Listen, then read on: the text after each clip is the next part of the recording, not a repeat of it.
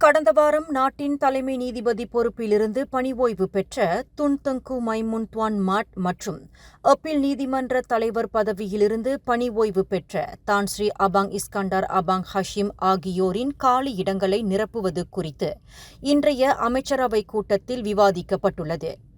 நீதி பரிபாலனத்தின் அவ்விரு முக்கிய பதவிகளும் இன்னும் நிரப்பப்படாமல் இருப்பது தொடர்பில் பொதுமக்கள் மத்தியில் எழுந்துள்ள அச்சத்தை அமைச்சரவை கவனத்தில் கொண்டுள்ளதாக சட்ட திருத்தத்திற்கான பிரதமர் துறை அமைச்சர் டத்தோஸ்ரீ அசாலினா ஒத்மான் சைட் தெரிவித்துள்ளார்.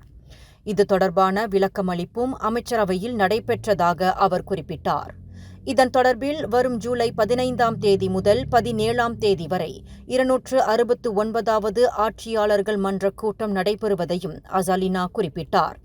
சட்ட இறையாண்மையின் தூணாக விளங்கும் நீதி பரிபாலனத்தையும் ஒருமைப்பாட்டையும் பாதுகாப்பதன் முக்கியத்துவம் குறித்து மக்கள் கொண்டுள்ள கவலைகளை அரசாங்கம் ஆழமாக புரிந்து கொள்ள முடிகிறது என்று அசாலினா ஓர் அறிக்கையில் தெரிவித்துள்ளார். மேலும் செய்திகளை தெரிந்து கொள்ள கீழே இருக்கும் பெல் பட்டனை அழுத்துங்கள்.